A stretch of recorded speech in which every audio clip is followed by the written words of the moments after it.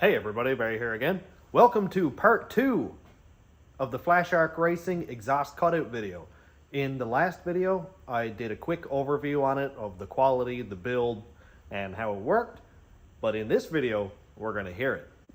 Right here is Desperado. It's a 2003 Silverado with a full Escalade conversion with twin turbos and a Flashark 3-inch cutout. As you can see, I already have the cutout installed. This is the whole unit right here. I just added on my own 90 here so that it'll put the exhaust down rather than back through the frame. But check this thing out, man. It's beautiful. It's got a heavy duty motor. The flanges are really, really thick, and it's all stainless steel, so you're not gonna worry about it rusting, stuff like that. The butterfly flange inside of here is a 1/4 inch thick. It doesn't leak. It is just absolutely nuts. My favorite thing about it is fairly compact. So the flange for your factory exhaust is right here on a 9906 Chev truck. You could literally cut it out right behind the transmission crossmember, pop this thing in, keep your stock exhaust. Nobody will ever know the difference until you want to straight pipe it and scare old people and children. On this truck right now, I've got a MagnaFlow with dual exhaust, so it makes a little bit of noise, but it's definitely not terrible. Now, when this thing is open, it is loud and obnoxious, just the way you want it to be. I love a loud truck. Everything I've ever had a fender exit or a catback or a MagnaFlow or a cherry bomb. Loud is impressive, but the ability to keep it quiet is even more impressive. While I'm here, actually, Flashark asked me to give a little update on the headers that they sent me and tell you how I feel after using them for a little while. Obviously, with twin turbos, long tube headers don't really fit, so I had to take them off, but I will give an update on. I had a couple small issues, but nothing too glaring. Right here was a really cool design where the header pipe went up and then back down here, obviously for clearance issues. But my plug wires are really close to it, so I used a little bit of header wrap around there. It didn't look too bad, and the plug wire touch wasn't a big deal. No more burnt wires. All the bolt holes, the gaskets, the flanges, everything worked absolutely perfectly. I loved the colors that these made after getting a lot of heat through them. They're stainless steel, so obviously they'll never rust out. I never had any issues with cracking. Flange gaskets worked perfectly. The Y pipe over here worked absolutely perfect, no issues. And this isn't a converter, it's just sort of like a straight through resonator thing. And I didn't have any issues with that. The only thing I did notice is this toned down a little bit of the tinniness that you usually get with long tubes. One thing that I really loved about this was how many oxygen sensor bungs there were. I put both of my upstream sensors in one location right here, worked absolutely flawlessly. There's a spot here for a wideband. You can put as many sensors in as you want there, and you'll never run out. The other issue that I had was this pipe contacted the frame. Now, that may have been my fault because these headers were for a 2-wheel drive. My truck is all-wheel drive, so stuff can be a little bit different. So I just did a little bit of bashing with a hammer, and it actually looks a lot worse than it is. But I never had any issues after. Had lots of clearance on the frame after this, and everything was fine. Again, really thick flanges and all stainless, so you can't go wrong. Back to the cutout. I need to go wire this in really quickly because I've just got it tucked up in here. So I'm gonna run the wire up to the dash and we'll check back in from the top side. One thing people may find as a positive or a negative, it only comes with this accessory plug for the main power. There is no option to hardwire this, which I would have liked to see because I don't want to use up one of my accessory ports on the cutout itself, although it is very easy to just unplug it and let it hang down. Here's the control box that has the relays in it to open and close the cutout. You're going to want to mount this inside. It is exposed inside, so you'll want to mount it under the dash somewhere that's dry, free of moisture, and not going to be in contact with any water or harsh environments. The plug-in is this regular, I think it's like a 3/16 plug, pretty common. This plugs right into the cutout, and then this plugs in there, and that's literally the only wiring. The fact that there is no wiring is awesome. To open and close the cutout, it couldn't get any simpler than a key fob. You just hold open for open, hold close for close, and that's literally it. As simple as it gets. I just wanted to point out how long this wire is. You're looking at probably 15 feet by the time it's stretched out. So you could have your cutout mounted pretty much wherever you want in the exhaust system, and you're gonna have enough cable. I'm gonna go wire this thing in, then we'll get right to the sound test. So this is a pretty simple install. You just find an open grommet in your firewall, or even in your floor if you had to. Feed it in through, and I'm gonna run the wire down along the back of the engine here where it's nice and cool, and right to the cutout. Now I've got a lot of excess wire because this truck is so short, and my cutout is mounted so far forward. So any excess wire, I'm gonna roll up in under the dash and zip tie it up out of the way so it doesn't snag on anything. And there it is from the inside. I'm just gonna pull it right behind the trim here and up along my dash right here. Now it can plug the control box in. Simple. And I need to find somewhere to mount this where it won't be damaged or it won't get snagged up or anything. And what I'm going to do to make sure my cable is long enough, I'm just going to plug this in right here. And now I can take my control box and zip tie it up here way out of the way. I don't have any screws that are this small to mount it permanently right now. So I'm just going to bring it right up here. So the only thing you're going to see is that wire.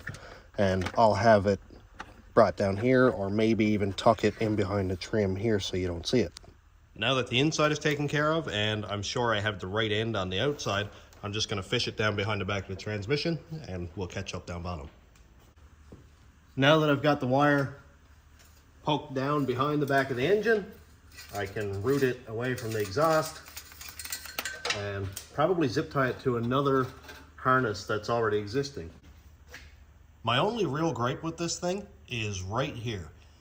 This is obviously exposed because it's under the car and it's got about 6 inches of wire on it. And this plug-in is not sealed. You can see that both ends obviously plug together.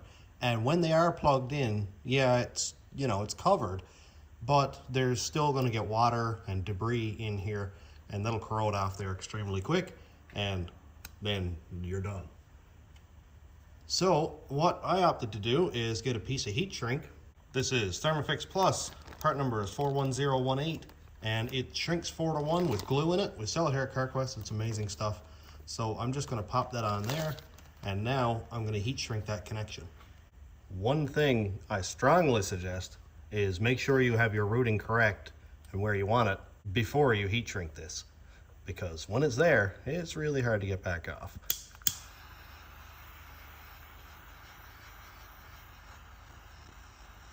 I like the stuff with the glue in it because as you heat it up, the glue melts and seeps all around the outside of the heat shrink. So there's no chance of water, salt, anything like that getting in there. And there we go, all sealed up. Basically what I'm gonna do now is feed this wire back as far up front as I can, and I'm gonna zip tie the short end up to this harness right here, because obviously I know this harness is away from heat. It's on the transmission, it's really high above the exhaust, and that's gonna be a perfect place to secure it. Got it all zip tied up. My connector is behind the frame, the wire is above the frame, so this right now is the lowest point, and that means it's not gonna snag on anything. Just cut that zip tie off, and now I'll feed it up through the front. Now that it's connected at the bottom, I can pull the wire all the way up to the top. And now now that I have all this extra slack here, I'll pull it from the inside, roll it up, and zip tie it somewhere safe. To make this a lot tidier, I removed the bottom piece of trim right here, and I'm gonna tuck all of this up and under right next to the body control module. Okay, so about as clean as I could get it, I have the wire tucked down behind the trim, and I have the control box mounted right here. All the wiring is above the footwell. Can't really see anything down here except for one zip tie, so that's pretty cool. I'm gonna put this back together and we'll go for a sound test. We are outside and ready for a sound test. It's a little bit windy right now, so I apologize if you get some wind noise. Well, let's do this thing. Let's check it out. All right, so fire it up nice and quiet. So this is through twin turbos, the cutout closed, and a MagnaFlow with dual tailpipes.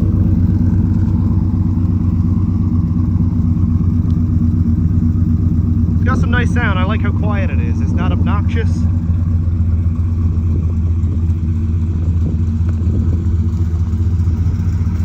Let's do a rev test.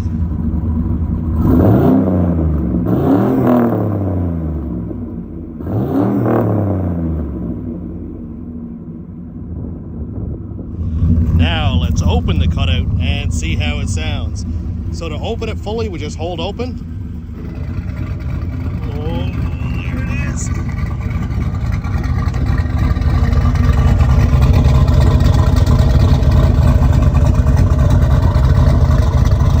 I love how you can hear the cam more. Wow.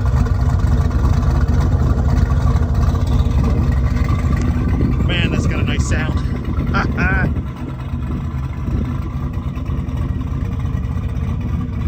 Let's do another rev test.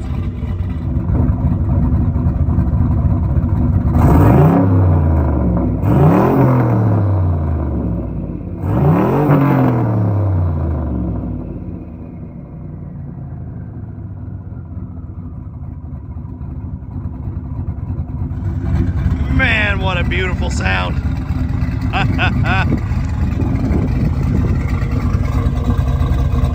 Yeah, I can see me not wanting to turn that off ever again.